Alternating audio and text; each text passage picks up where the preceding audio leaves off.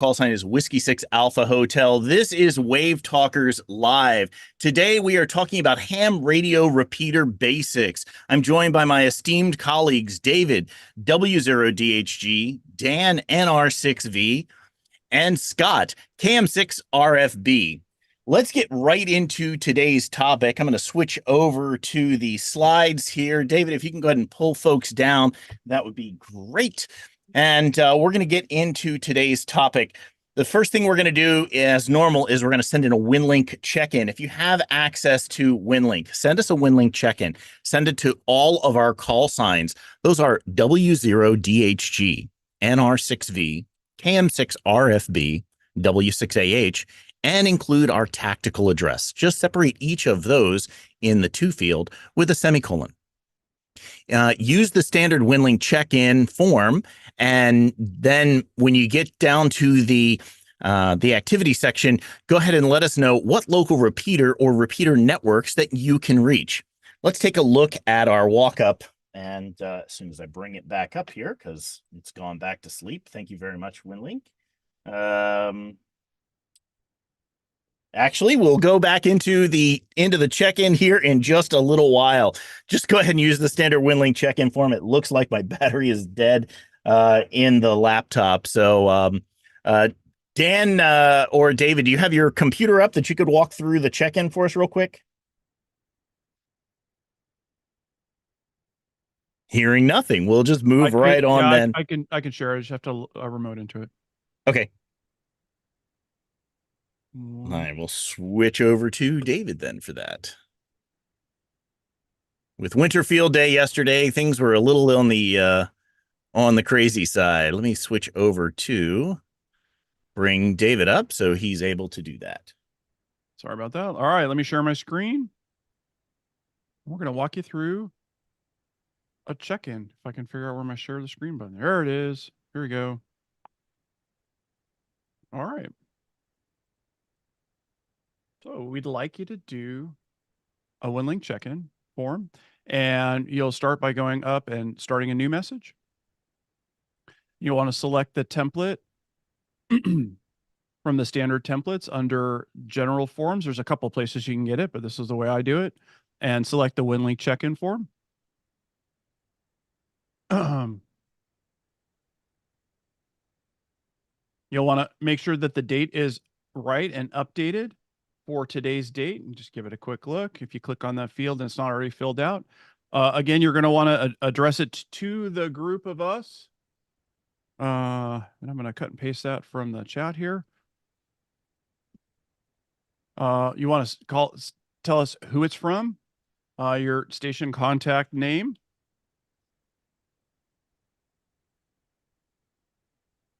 You'll want to call this an exercise. You want to tell us whether you're using amateur radio shares, which band you're going to use. And I'm going to do this telnet for now, but we'd like you to send it in if possible. RF and the type of session you're going to use, whether it's telnet or packet or one of the VARAs. If you have a GPS dongle attached or you have your GPS location in there, it should already be populated for us. You can also click into the location and type the location, say, for your QTH or otherwise, and I'm going to fill that in because it remembers it. Check your grid square because it will populate the grid square from your setup and see that that's the proper one for your location. And then down here in the comments, you're going to go ahead and answer the question that Chris posed, which was, which repeaters are available in your local community? Okay, and I'm going to just tell you a couple of them from here. I'll fill this in.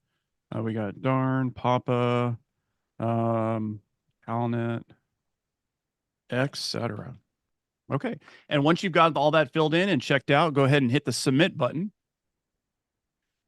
And it's going to save my file here. And it will remind you that, hey, once you click the complete, it's going to open up the other window. It's going to go ahead and populate that email that you started, that WinLink message, with all the information that was part of the form. You'll see it captured the information for the address recipients. And again, we want you to send it to W0DHG, W6AH, KM6RFB, NR6V, and our tactical WaveTalkers. And then go ahead and hit post outbox. Once you've posted that to the outbox, you're not done yet. You need to go ahead and go through the connection session.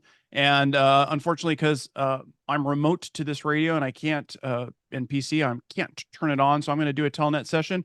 I'm going to open up the session and I'm going to start. And you'll probably see not only do I have a bunch of incoming from all you folks that have already filled this out, but I'll have an outgoing sending one to go as well. And I think with that, I'll send it back over to you, Chris. Sounds good. Thank you very much, David. Let me swap back over to that.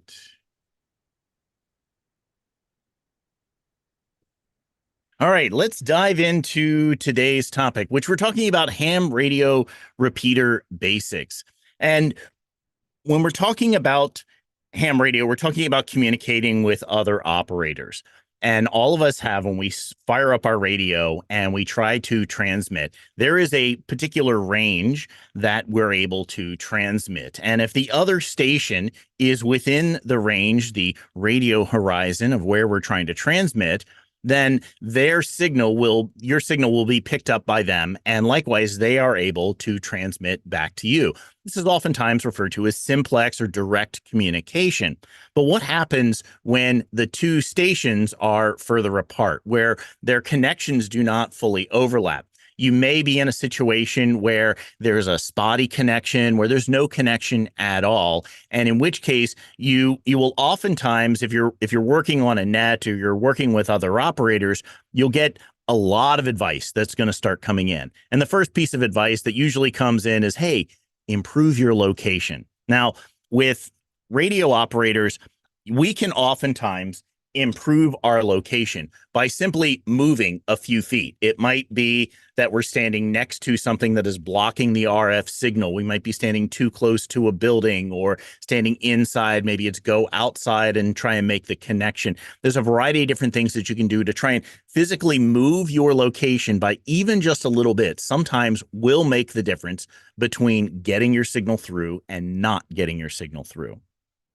The next bit of advice you'll oftentimes hear is improve your antenna. Now, this can take many different forms. The most common way to be able to do this is you start off by replacing the rubber duck antenna that came on your HT, using a longer antenna that you can purchase that will increase the signal strength that's going to get out of your radio. It's going to increase the range that you're able to transmit and receive on. The next way would be to go ahead and use an external antenna, one that you can raise to a higher location. Oftentimes, we've talked about using the N9TAX or the EdFong roll-up Slim Jim antennas. They're great antennas. They're really good. They're very cheap to be able to use. And oftentimes, that will make a difference in being able to be heard by another station. The third thing you're often going to hear is try more power. And what you're in amateur radio, we are by the Part 97 rules, we're supposed to use the minimum amount of power that's required to get our transmission through. So oftentimes you might have your handheld maybe set on low power. So sometimes using just a little more power, switching over to a mobile station, those sorts of things can sometimes get your signal through. It'll actually expand out how far you're able to transmit. The next often called for is to have somebody say, can I get a relay? And a relay is simply a third station that's physically situated between the other two stations, where they can receive the signal from the first station and they can receive the signal from the second station. And they can also talk to net control or the other operator. And so they're playing this person in the middle scenario where they listen to the one station and then they repeat their transmission over to the other one. This definitely takes a lot of time to be able to do, but it is an effective way of being able to communicate. The last thing you're oftentimes going to hear is move to the repeater. or choose a different repeater that you can connect to. So that repeater is literally just another radio station that sits in between the various different operators. It oftentimes is able to expand the range of where the signals are able to be talking to and from, because it creates a bunch of overlap between all of your different operators. So what makes repeaters better than your just standard run-of-the-mill HT or mobile station? Well, it really comes down to location, location, location. Where the repeater is physically located oftentimes is the thing that makes the biggest difference in making sure that your signal can be heard over a larger area. Now, when we talk about locations for repeaters, repeaters are oftentimes located on hill or mountain tops or some other sort of large physical structure. It could be something as simple as if you're inside of a city, or maybe you live in an area that is completely flat. The highest object that you're going to be able to get a repeater set up oftentimes will be a building, or perhaps a radio tower or something, where it's elevated above the range and it's extending that radio horizon out to a much larger range. Repeaters could also be placed, for instance, on, say, a sailboat or some other boat. Maybe you're in an area where you're in an embayment and you're trying to create a connection between two different shorelines. Being able to physically move your repeater out over the water and get it up, raised up on a mast of a sailboat, can oftentimes make a big difference. We use this in Ventura County. We'll do some various different events that are located here in the Ventura Harbor, and because of all of the commercial boat traffic and all of the other boats that are there, oftentimes we're not able to get our signals from one side of the harbor to the other. And so my boat is physically located in the middle of the harbor. We can run a portable repeater off of my boat that's sitting in the middle of the harbor, and it can expand that signal and make it so that people all around the harbor are able to make that connection. Another place where repeaters out on boats can be very helpful is on transocean races. For instance, the Transpac race runs from Southern California out to Hawaii, and there's oftentimes a communications boat that goes along with the fleet. And that boat will oftentimes have some sort of a portable repeater on board, so that the other vessels that are out in the open ocean have a shorter distance to be able to create a set of communications that will go between the various different boats. And this is a really key point, because it means that repeaters do not need to be at a fixed location. You can move them to wherever they need to be. A sailboat is just one example here of how you might be able to do that. Another place where repeaters oftentimes come into play, especially in the world of EMCOM, is when you are in an RF noisy environment. During a recent exercise at Point Mugu Naval Air Station recently, Scott and I were operating. We were supporting the exercise that was going on, and it turned out that the area where we were was an extremely RF noisy environment. We had operators that were about a block and a half apart, and we were not able to get clear communications between the two. And so one solution could have been to simply put a repeater located in between those couple of blocks of space, and have it so that the signals could be received on one end and then they're retransmitted over to the other operators to ensure that the communications all go through. It's a really effective tool as an EMCOM operator to know how all of these things work, so that you're able to make sure that you are able to deliver on whatever you need. So that brings up the question of, how do repeaters work? Well, repeaters work in let's take a very simple example here. So repeaters are essentially a particular radio that you might have. So I'm going to try and demo this as well, even though I'm pretty sure that it's not fully going to work. But we're going to walk through some of these slides and the demo here as best we can. So we have our first station that's set up here. We're going to call this station number 1. This is at the repeater location, and that station has a particular frequency that it is tuned to. It's tuned to the input frequency for the repeater. Whatever that frequency happens to be, we're going to call that the input frequency. The repeater is oftentimes have a second transceiver that's associated with it. We're going to call that one transceiver number 2, and that one's going to be tuned to a separate or a different frequency, and we're going to call that the output frequency. Now, in the world of ham radio repeaters, by convention, a VHF repeater is going to have a plus or a minus. We call this the offset, the difference between transmitter 1 and transmitter 2's frequencies. They're going to have an offset of plus or minus 0.600 megahertz or 6 kilohertz. 600 megahertz. For VHF, by convention, your offset is typically going to be plus or minus 5 megahertz.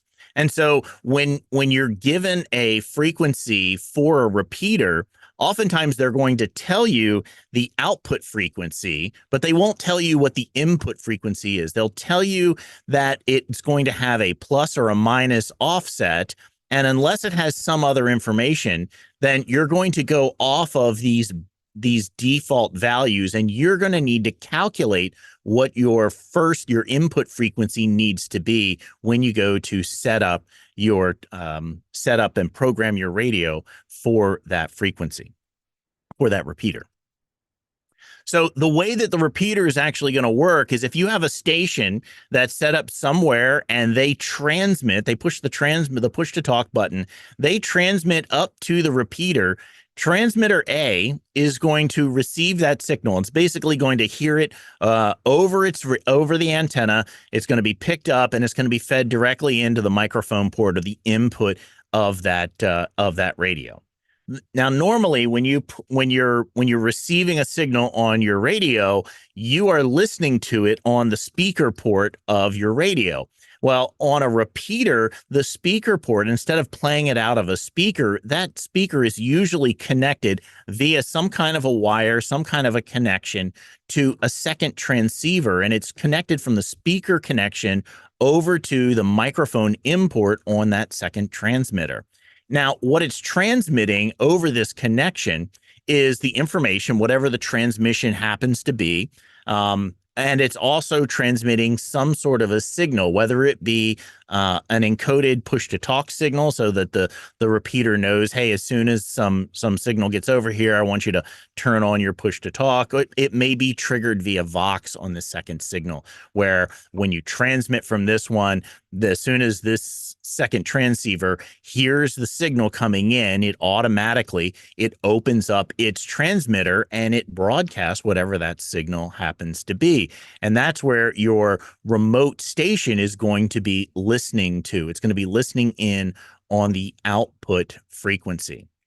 So that brings up the next area of this that you as you get into working with repeaters, you'll oftentimes find that there is this thing called a CT-CSS, or the tone.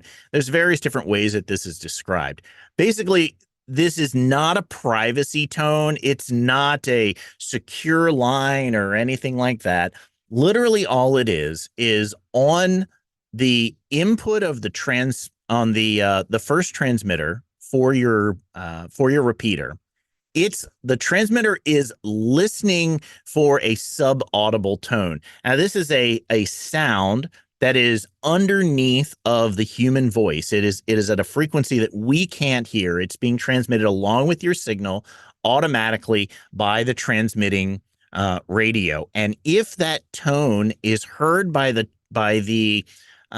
transceiver A, then it will go ahead and it will open up this connection over to transmitter B, and it'll start doing the transmission that goes out of here. If it doesn't hear this tone, then transmitter A is just going to ignore the signal that's coming in.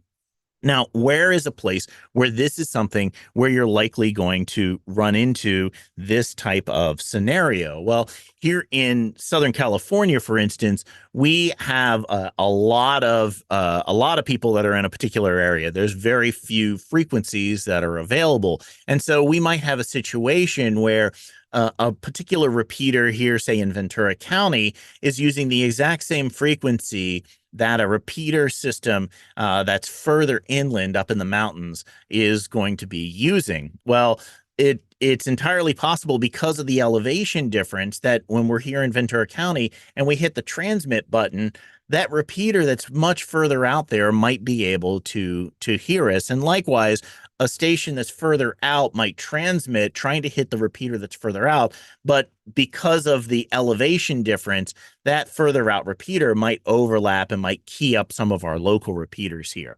So by putting unique CTCSS or tones on the repeater's input, when I go to transmit, because I'm transmitting a particular tone at the local repeater here, that local repeater is going to hear that tone and go, oh, great, that's the signal that I'm looking for, and it will go ahead and transmit it out.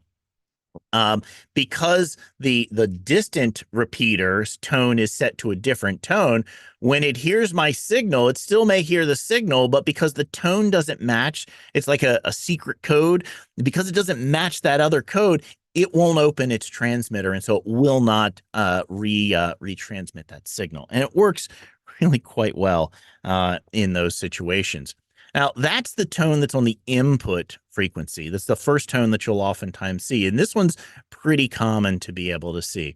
There's another type of tone, and that's on the output frequency of your repeaters. And it's something that the output of the repeater is going to broadcast. Again, the same thing. It's a sub-audible tone. There's a listing of them. All of your radios are already programmed with these tones. So all you have to do is to be able to select them. But where you actually program it is on your radio itself on the receive side. And what it's doing is it's allowing your radio to ignore any other transmitters that are out there that are broadcasting on the exact same frequency that you're listening on, unless they are transmitting that tone, and that's the output tone that would be coming from the repeater. So if your radio has the output tone programmed in and it matches what the repeater is that you're listening for, then when that repeater transmits and it transmits the tone, your radio will open up its essentially it's working like a squelch. It's going to open up its squelch, so it says, hey, go ahead and I'll receive that signal, and it's going to come right in here. And it works. It really does work pretty well.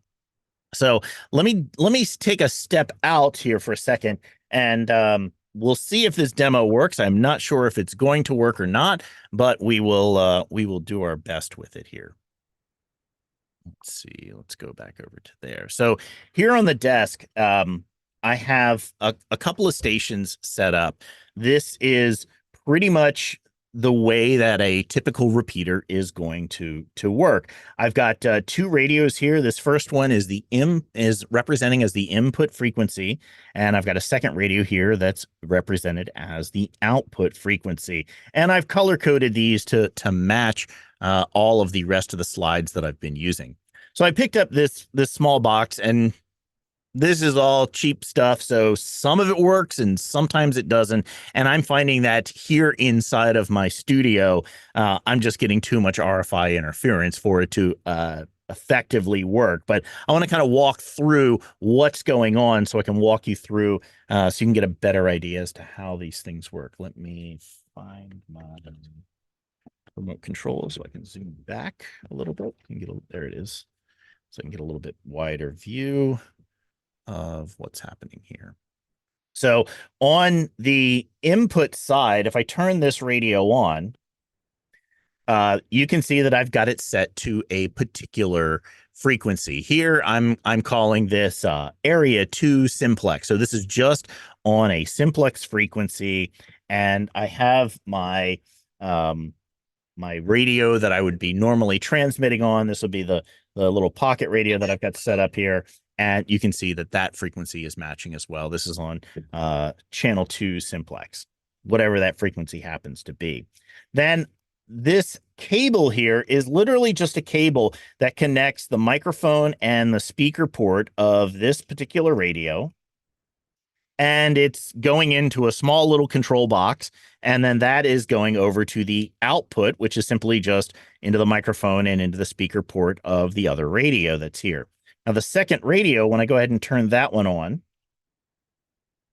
this one is set to the output frequency, whatever that happens to be. I've got this one set on what I'm calling channel 6S, which is just a different simplex channel. Now, these two radios, and of course, this is the fun part of being everything inside of the box. So I'm going to make sure that maybe I'll just go ahead and turn this one off now for make sure that things are not transmitting where they shouldn't be. So this radio is set up so that whenever a signal comes into this radio, it's supposed to jumper through all of here, and then this radio will key up and it will transmit out to your receiving station over here. We've got that one set up, and this one would also be on the same frequency. So if I wasn't in such an RF intense environment here, here inside of the shack, then I should be able to turn these guys on, transmit on one frequency here. It's received by this radio. This radio then, instead of coming out of the speaker, it's going through the wire and going over to the input of this radio. And then this one, instead of playing out of the speaker, is going to broadcast out of its antenna, and it's going to transmit over. Now, the nice thing about the way that your repeaters technically work is, even though I said by convention, your VHF and your UHF frequencies have those plus or minus frequencies, when you see this all laid out like this, the realization that it doesn't have to be that particular pair of frequencies. It could be any frequencies that you're legally able to transmit on that will get the job done. And when you start talking about public safety radios, if you start talking about the MCOM world, what happens here inside of the repeater is oftentimes you're bridging one network of radios to another network of radios. Now, it can get a lot more complex than that because you start dealing with security issues and so forth. But in the ham bands, what we're dealing with is we literally have one radio that's receiving the signal. It's sending it over to a second transmitter that's on a different frequency, and then it transmits that signal out to another location. Now, every time I start thinking about the way that this works, where there is a difference in the transmit frequency that's happening, and I've shown this in a couple of other slides before, what I naturally start to think about is I think about my undergraduate degree where I was doing marine biology and I was studying coral fluorescence. And what happens with this idea of fluorescence, when I start to think of that, I can't help but start to think of the ultimate medicinal beverage, and that would be a gin and tonic. So let me see if I can walk through that demo here before we move into the next little bit. We'll see if this demo will work. I'm kind of hoping it's going to. So with a gin and tonic, we have our gin. We have our, let's see what the cups went to. They went up here somewhere. Did I throw them down? Uh-oh.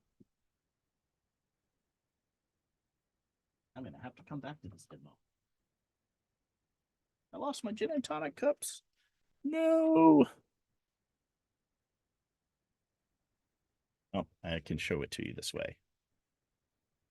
So the way that, of course, nothing's working for me today. It's a rough day. All right. Let me just power on.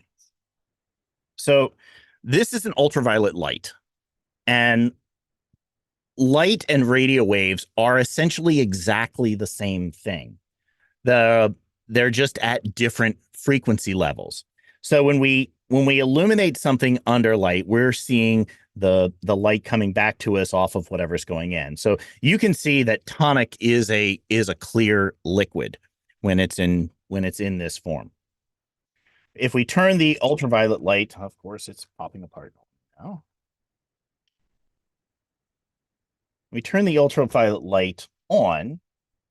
This light is coming out in the UV range, or below, for the most part, where we're able to see. So we don't really see any difference in here when the light is turned on for what we can see with our eyes.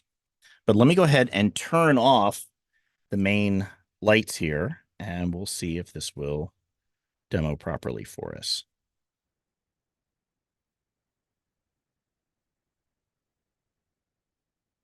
Here you can see under the ultraviolet light, when the UV light hits the quinine, that's a particular molecule inside of the tonic, it causes it to fluoresce. It causes those molecules to take in the energy at a particular wavelength.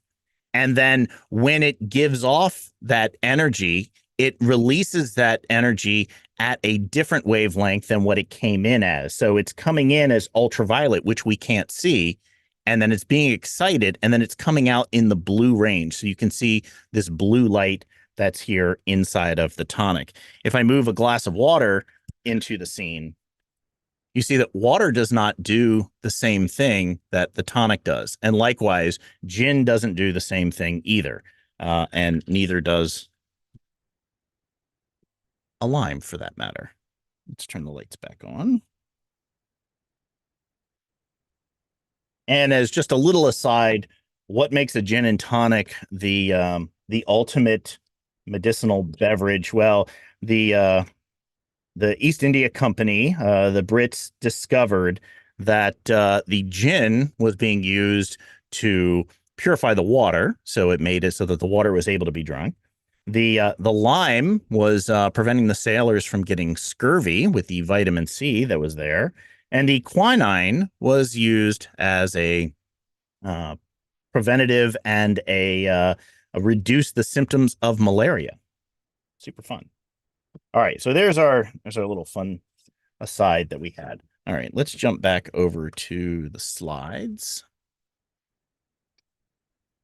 And let's talk about how do you program a radio for a repeater. So programming a radio for a repeater is all done from the perspective of the listener themselves. It's not done from the perspective of the person that's transmitting.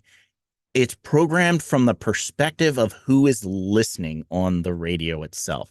So let's walk through that a little bit.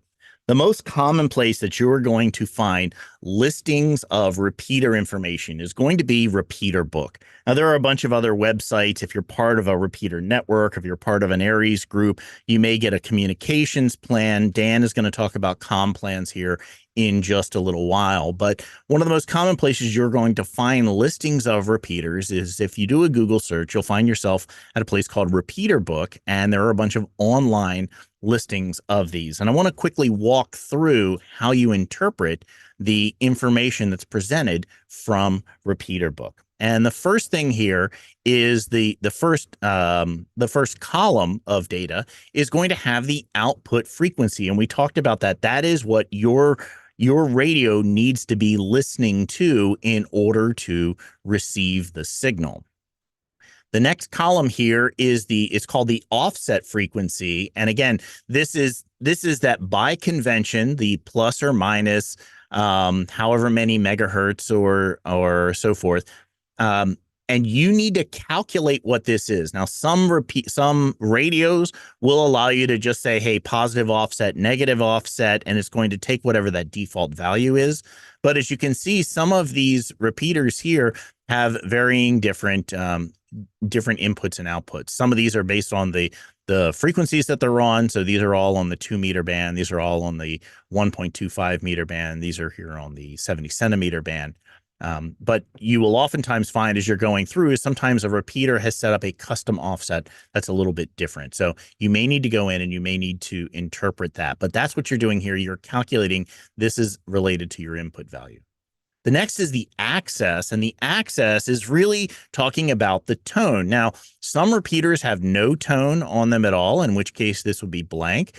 And in that case, you don't need to worry about a tone that's on your a radio. Now, this again is the first one that you see. If there's two listed, the first one is the input tone. If there's only one listed, then it is only the input tone that you're needing to enter.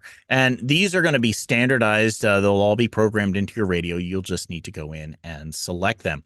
If there's a second tone listed here, this is the output tone that repeater is transmitting. And so if you wanted to listen and make sure that you could identify just the signals coming from that repeater, you could go ahead and program in that output tone. Now, a question that's often asked, if a repeater has an output tone, do I have to put it into my radio? And the answer is no, you don't, because the output tone. So if you have an output tone coming out of the repeater and you don't have it programmed in, you're still going to hear the entire transmission from that repeater. You just may also be picking up transmissions that are coming from another repeater as well. So as if you're doing any support for hams in your group and you have somebody and you're having trouble with them, you might be able to turn off your output tone and hear that, hey, maybe that is what's going on. Likewise, you can oftentimes listen on the output frequency. Sometimes people don't have the input set right. And so when they're transmitting, they're actually transmitting on the output frequency. You can switch over to simplex and you can hear that briefly. Or they may not have their output frequency programmed right. You might need to switch over to the input. So some various different things with those that you might need to listen to. The next bit of information here is about the location of where that repeater is physically located. Usually this will be listing the mountaintop that's out there, the state, the city, what's kind of nearby, and so forth. This is just for you to be able to identify as you're moving around within your county or within your state. This will give you some basic directions as to where that particular repeater is located, as to where you might be able to reach them from. The next is the call sign, and this is the owner of the repeater or the operator that has registered that repeater. Usually the repeaters are going to transmit the call sign of this operator, usually in Morse code on a set schedule that's out there. Sometimes they will also transmit this via voice, via some kind of a recording, and you'll hear that call sign being called out periodically. Public private, this is the use, and oftentimes this will say either public or private if it's a fully wide open repeater, or if it's a repeater that's owned by a particular club or a particular person, and it's set to not that it's set to only you need to be a member of that group in order to be able to use that repeater. This next column here is the mode. This is going to tell you what are the operating modes that repeater is programmed for. For the most part, you're going to find these as FM. Those are going to be your analog repeaters. You may have some repeaters that also will do various different digital formats, such as Echolink, IRLP, All-Star, and there's a whole DMR, and there's a whole bunch of them that are out there, and those would all be listed here, and you need to make sure that your radio is programmed up for those as well. Finally, the last column is just whether or not that repeater was last heard online recently, or is it operational, and so forth. And so there'll be some kind of a little indicator over here. And that's how you go through and identify what those frequencies happen to be.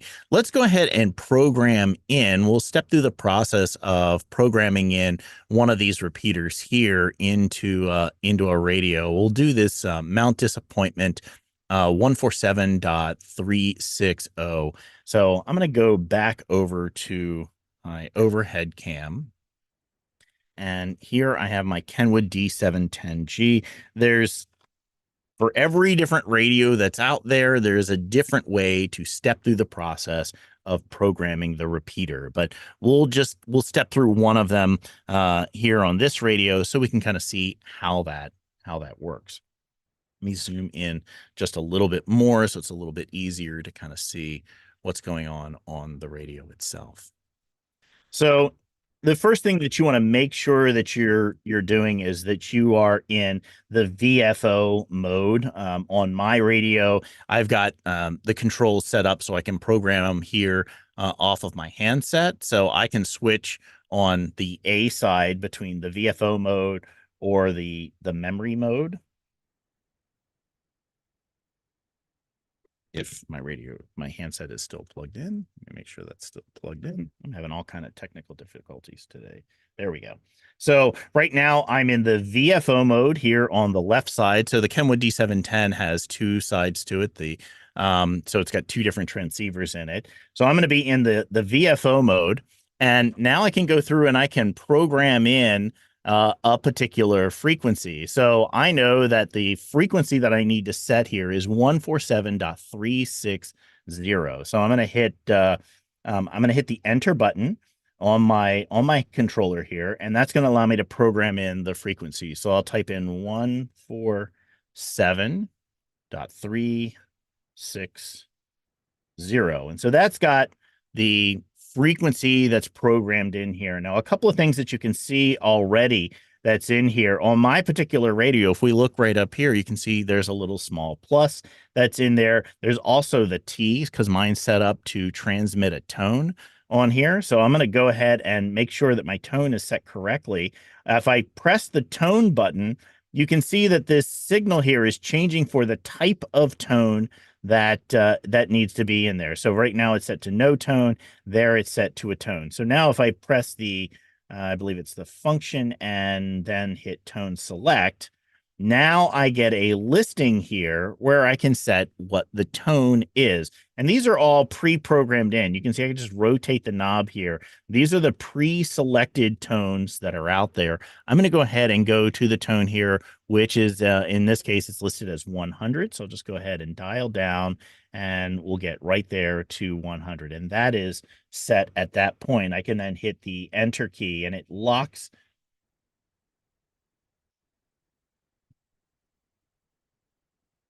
There we go. You hit it on that one.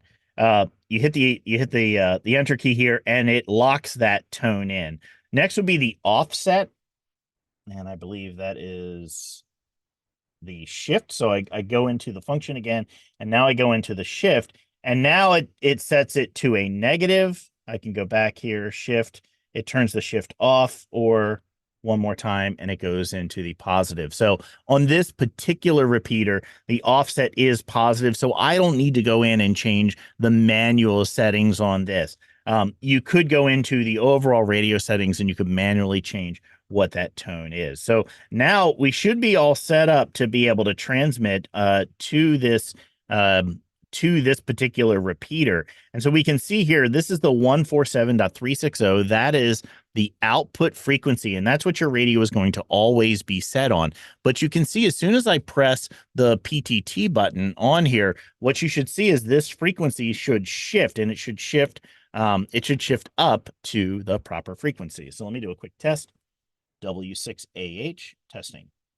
And you can see that that frequency did shift up to a higher frequency, and it went over there. Now, I'm just programmed into a dummy load here, so I'm not actually transmitting out anywhere, but there you go. You should be able to see that that's the way that you would program in your repeater. If you were going to program in another frequency, let's say we wanted to set this side up for a 440 side, for instance. So I can hit the A button on mine, and it switches over to the other side. Let me again make sure that this one is in the VFO mode. Right now it's in the memory mode. This is the VFO mode.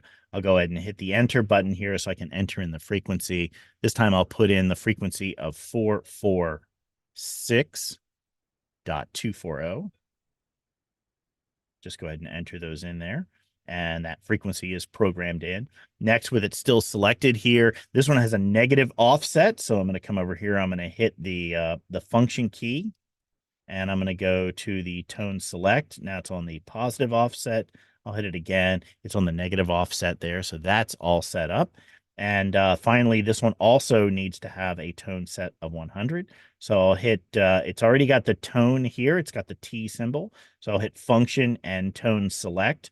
And now I'll just dial this in. And once again, I'm going to go down to 100 because that was what was listed in the repeater book. I'll just hit the enter button here. Now this frequency is set up ready for the 70 centimeter frequency on this particular repeater as it needed to be like that. So that's kind of the basics of being able to set up and operate with a repeater. Now, when you are operating on a repeater, one of the things that you want to make sure that you're doing, especially if you're on a repeater that is connected to a network of other repeaters, is you want to make sure that when you key your mic, give yourself a nice count. I oftentimes say count to 3 in your head after you key your mic before you begin talking. And what that does is it allows your signal to be transmitted up. It sends up that carrier tone to the repeater. The repeater has a chance to start keying up everything. It opens up the transmit. If it's part of a repeater network, that all of those other repeaters will then all key up at the same time, and you're able to then begin talking. If you don't do that, if you just press the button and you just start talking right away, oftentimes the beginning of your transmission will be cut off and operators will not be able to hear what you're saying. So give it a key, wait 2 to 3 seconds, and then begin talking over the repeater. Talk in a nice, calm, firm voice so that you're able to get a full clean transmission out to everyone, and everyone is able to hear you. So that's the kind of basics of being able to talk on a repeater.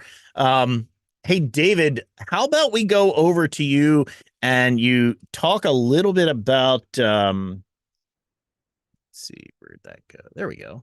Let's go over to you and find out about how do you hear what's going on the repeater? Sure. So there's a couple things, and there's been some questions in the chat. So Chris went through how the repeater works. You transmit on one frequency, you hear on another frequency, and we talked a little bit about tone. There's typically on most repeaters, there's at least one tone. There could be two.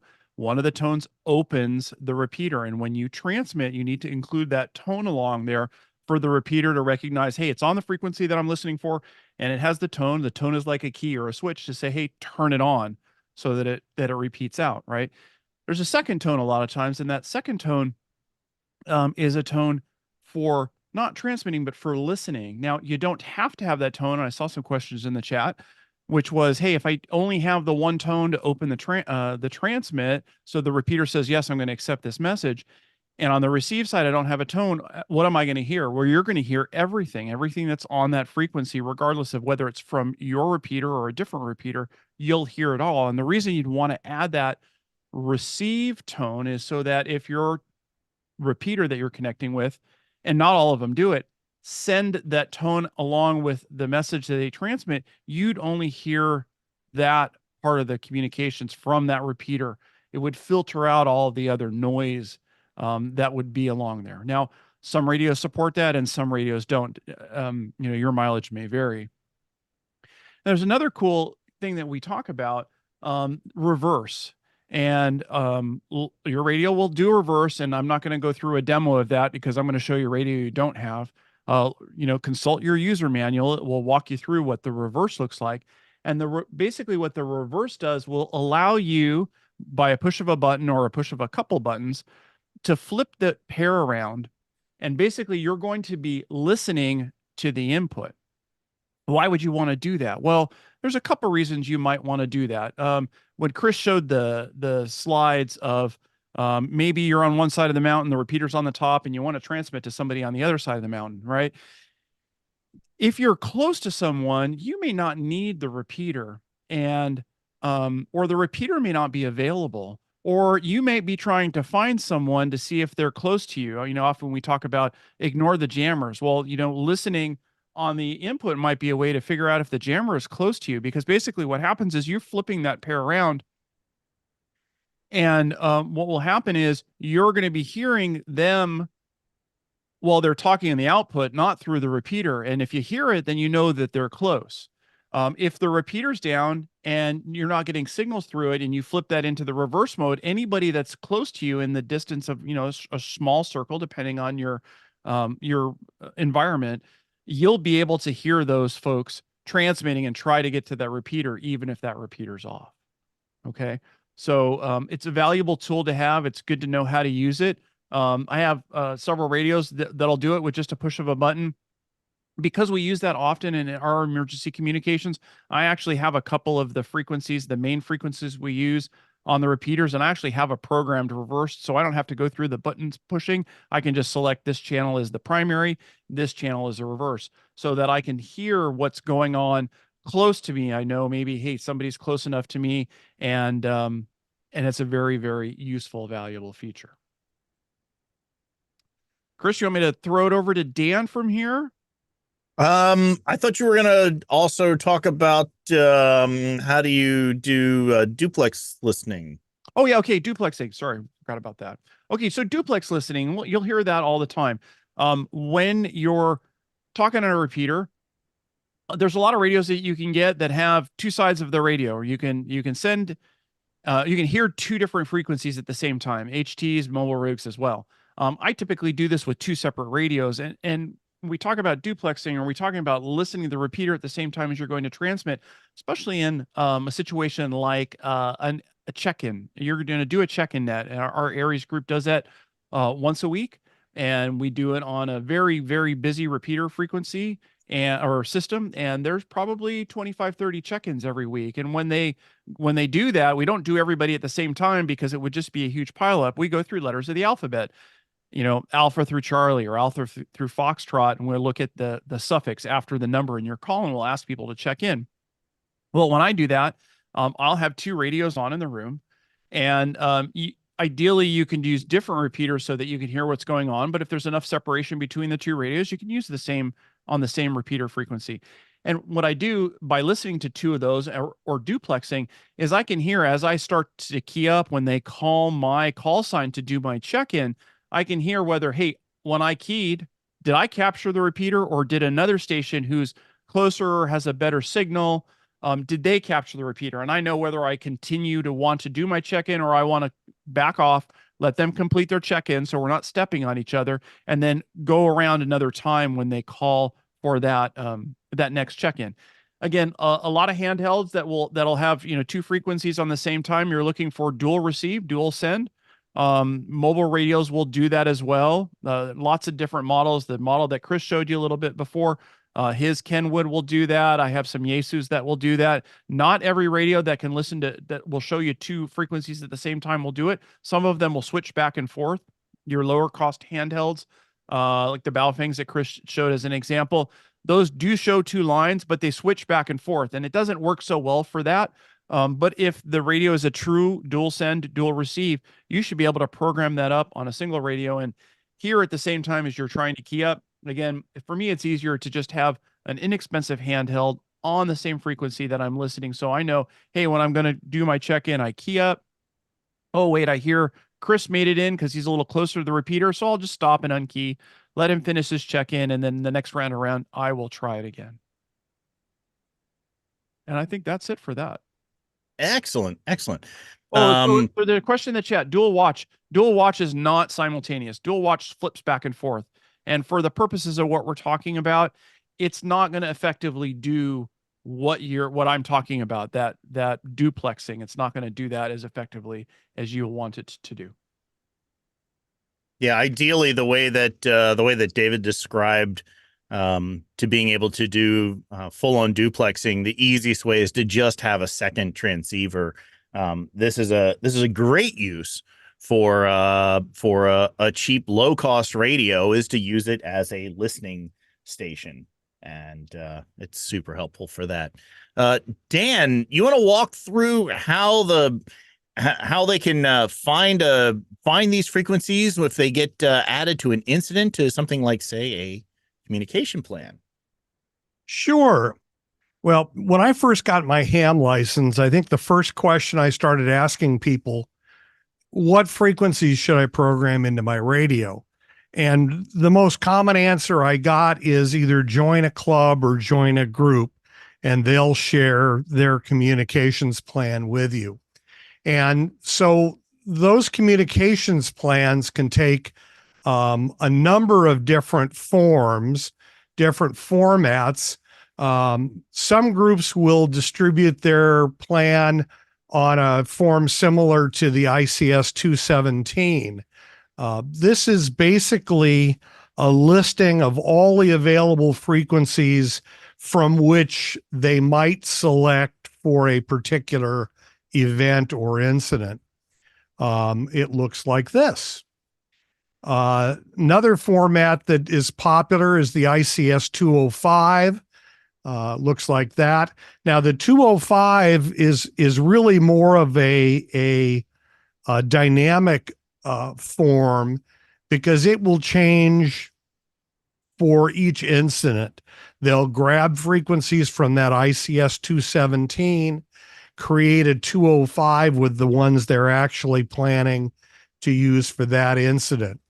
But some groups distribute their comm plans via a 205. Others have their own custom format. This happens to be our Aries format. And yes, it is blurry. I did that on purpose because I don't have authorization to share the plan with you. A lot of groups in MCOM kind of hold their plans close to the vest. Basically, the real advantage is that if you get a jammer, rather than saying switch to 145.57, in which case he'll come right with you, you can say switch to Aries 10, and those members who are privy will know that that is 145.57. The jammer may not. So that's why we keep those close to the vest. This is my ACS group. Again, a different format. Now we've started distributing our comm plans both in this sort of custom format, but also in an ICS 217. So you may see it, or we get the option of which way we want to see the plan. So that's a couple of ways you might see a communications plan coming out of your group.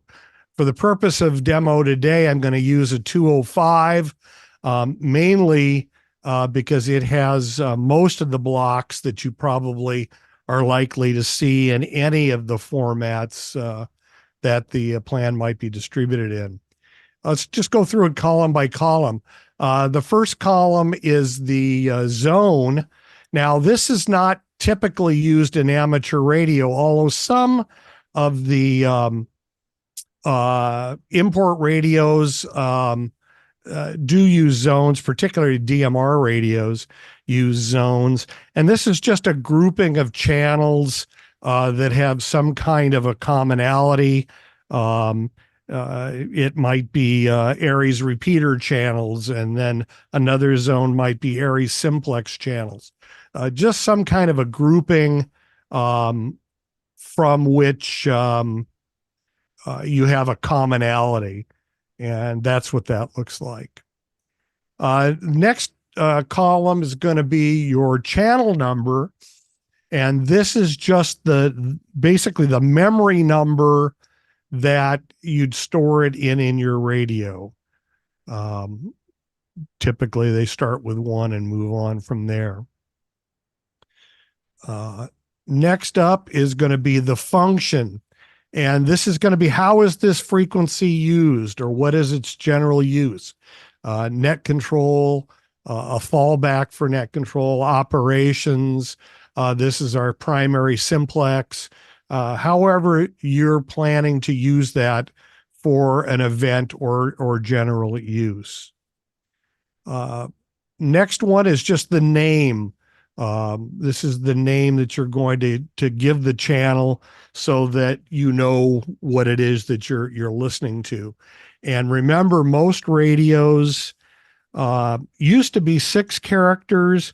A lot of the newer radios have 8 or 10 characters, which is much easier to come up with a good naming convention. But you'll find a lot of comm plans will limit their names to 6 characters so they can be compatible with virtually all the radios out there.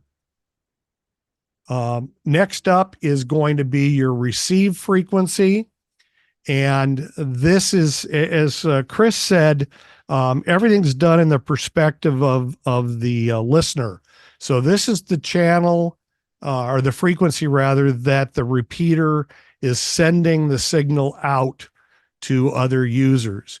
And you'll see a frequency, and in this case, you have wide or narrow. Amateur radio is all wideband. Most commercial frequencies are narrowband, and you'll want to get that setting correct in your radio. Next up is the tone that Chris talked about, the receive tone. This is the one that you may or may not want to set. My recommendation on receive tones is don't set one unless there's a specific need for it. In our ACS1 repeater, we are co-channeled. In other words, other repeaters use the same repeater input and output frequency. We're co-channeled with an ACS group in Upland, which is 25 or 30 miles east of us, and a repeater in San Diego down by the Mexican border. Those repeaters both can be heard in some parts of LA, and they can cause interference. So we recommend our members put in a receive tone, because our tones are different than those other repeaters. We recommend that on that frequency only, you put in a receive tone. But that's sort of your mileage may vary, as David likes to say. Now, the way this is written is going to be different depending on how your radio works and how your comm plan is written. You may see it written as TSQL, or tone squelch. This is the same as telling you to set both a transmit and a receive tone. Looking down farther down the list, you'll see tone only, and that means you want to use a transmit tone but no receive tone. Same thing on the right here. They're calling it CT for both a transmit and a receive tone, and just a straight T for transmit tone only. And again, that's just the way your radio wants to see it, and each radio is different, and also the way the comm plan is written. Next up is the transmit frequency, and same thing as with the receive frequency. Some comm plans will list both the transmit and the receive frequencies. Others will just list the receive frequency and the offset. We'll look at that here in a second. So that's what it would look like. And again, you've got the wide or narrow for that frequency. Here's another way that you'll see it shown. Two different comm plans. Our ACS comm plan, we just show the offset as plus or minus or simplex if there's no offset. But in our Aries comm plan, they use a minus or a plus or nothing in front of the tone. So the equivalent would be these two columns here on the ACS comm plan, but they just do it in terms of a symbol in front of that. Again, just the way the comm plans are written different ways, but don't let that throw you off.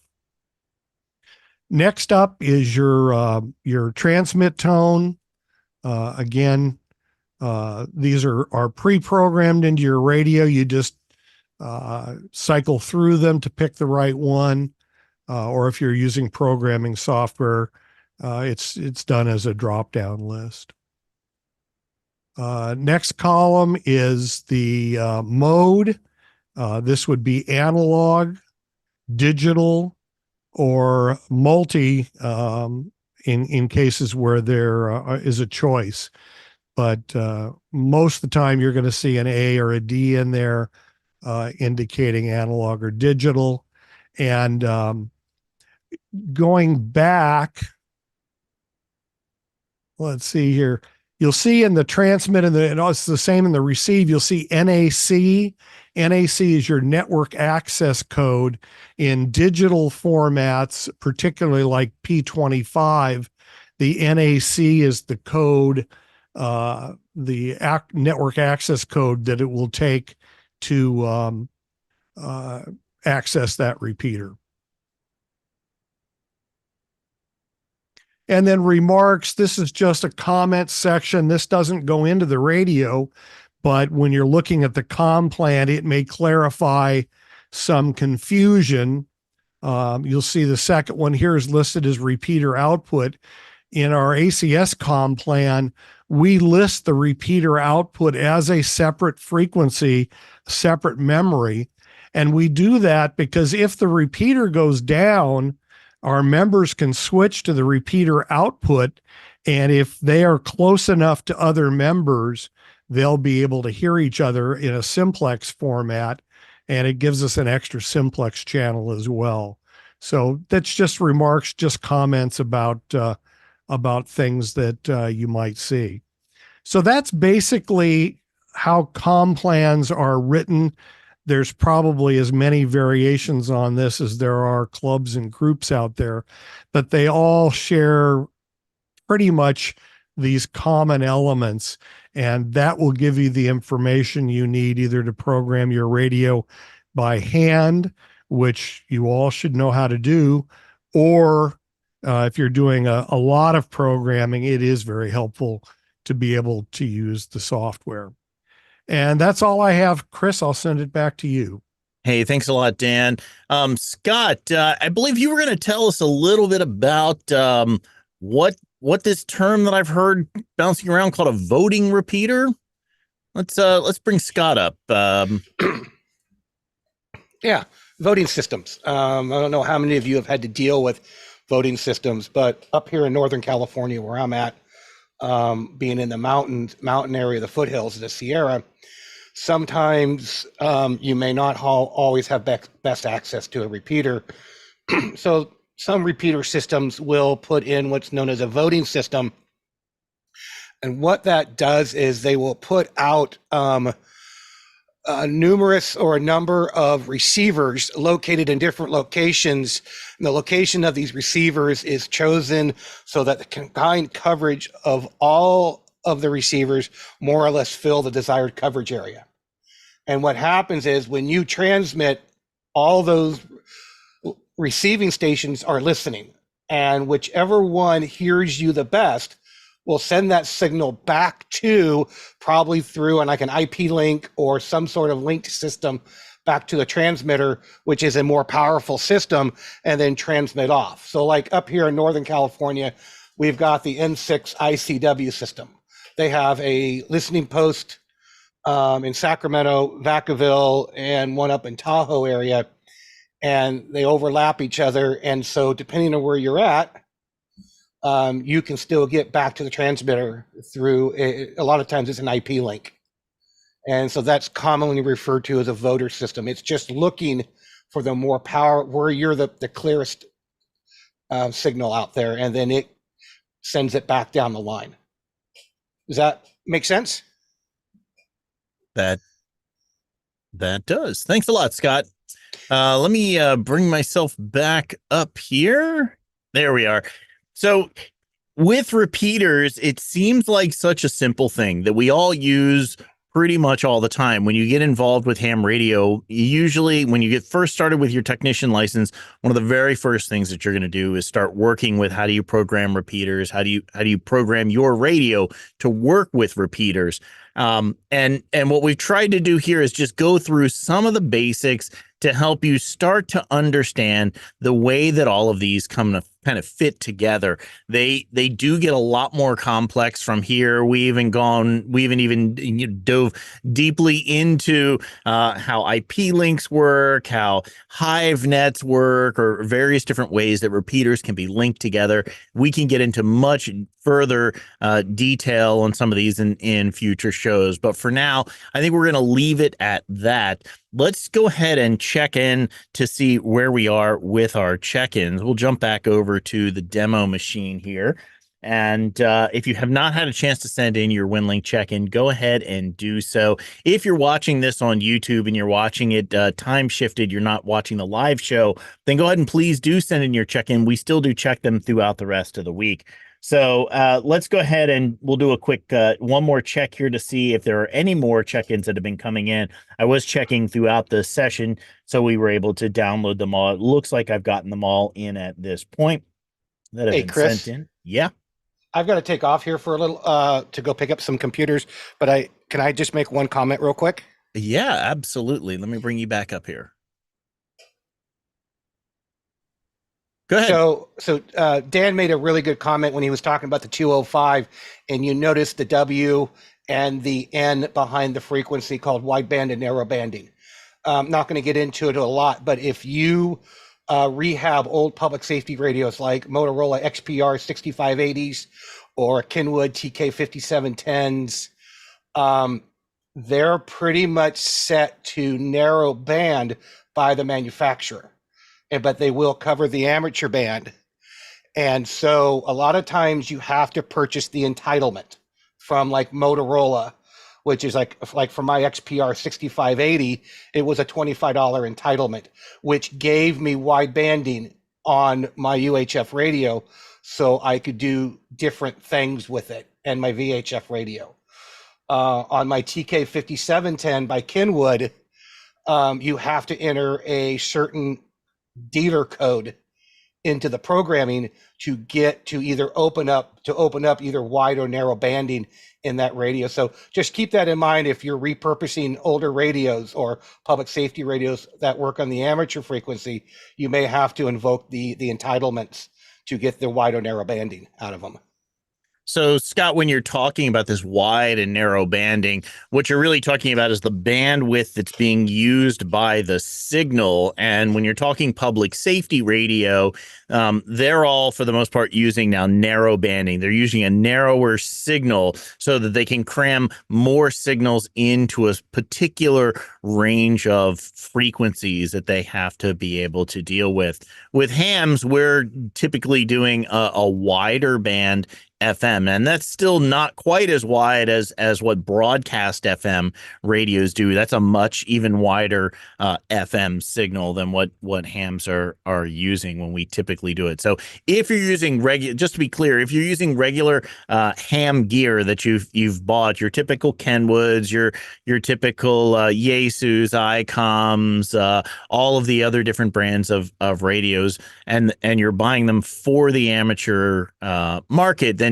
yeah, they're already set up to the correct frequency. But if you are going in, you're starting to you're starting to acquire some gear that was used in other realms, such as public safety, then you got to make sure that your frequencies are set, what you're transmitting and receiving are set to the correct ways.